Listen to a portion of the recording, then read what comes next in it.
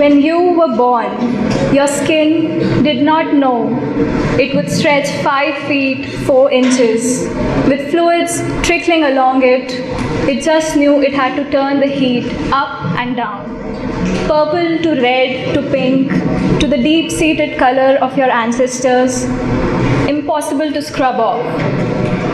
Your grandfather would walk you through winding lanes in the park gravel at 3 times your normal speed, wielding his rickety, rusty staff like it's a war staff, marching alongside you, his brother and aide, advancing into the enemy field, determining to convert it into the arena of tombstones, jutting out of grass like their flowers, gaping at you,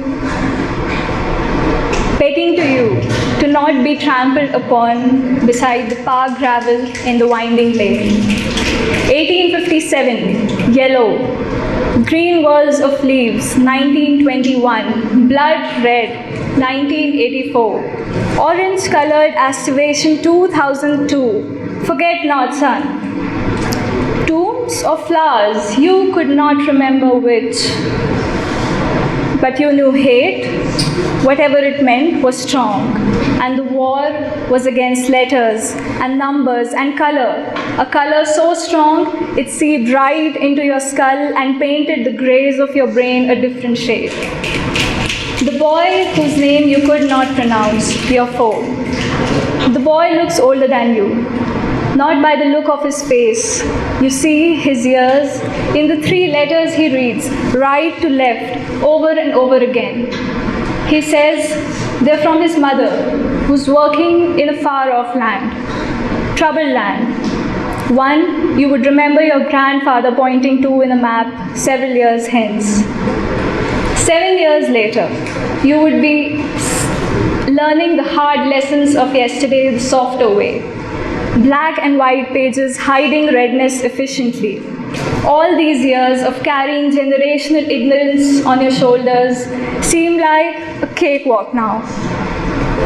It did not make you trudge like your school bag sometimes does.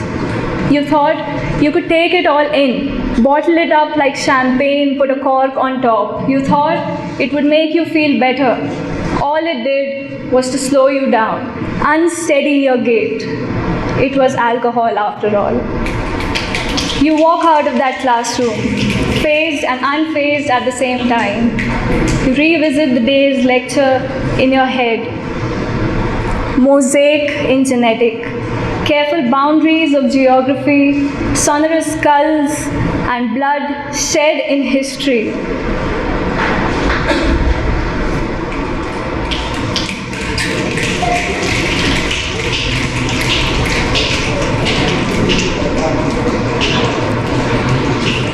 The ambiguity of the skin color in drawing class. Why was there always a missing piece in your crayon box? And where the hell did you fit? Mom, remember last night I asked you, beta not right now, can you see I have work but ma'am, sweetheart, I have a meeting to attend, how about tomorrow? Left you, the digger, more curious.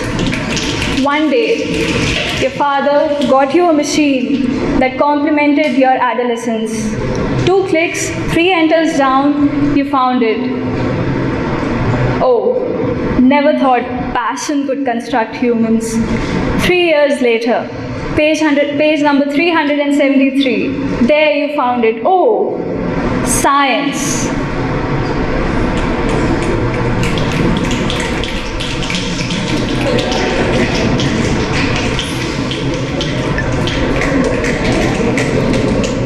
Age 14, you look at her eyes and realize for the first time, that you were a boy. 6 years later, you look again, this time at fingers, clutching the pillow just enough to make it choke under your weights. You were a man now. You realize it's love. You went back home searching, making sure that you got your answer, the redness of your blood. You gazed at your mother, at your father, and back again. You could not afford to miss details, no, not this time. You understood. It's like filling in, tamping it all down, waiting for a beautiful explosion to happen. And while you're at it, your companions. And companionship, much like love, is blind. It is colorblind. The boy whose name you could not pronounce. Your foe, again. The boy is an architect now. In the same troubled lands his mother used to work. Dead architect. Building his mother's dreams with bricks and sand they provide in heaven or hell. You couldn't remember which. You, a travel guide armed with cosmic stories, trying to heal with ionization the tarred edges of the dot in the cosmos that was scaling, trodding, breathing in. You tried to paint the dot with all the damn colors that you could get hold of. Try to paint beautifully grotesque picture with words of dreams of troubled lands too premature to survive. Mom, you tell your mom how you'd brushed the heaviness off your shoulder while your skin got tougher to scrub. Mom, you would say, I'm still playing with my crayons, and I finally found the missing piece of my crayon box.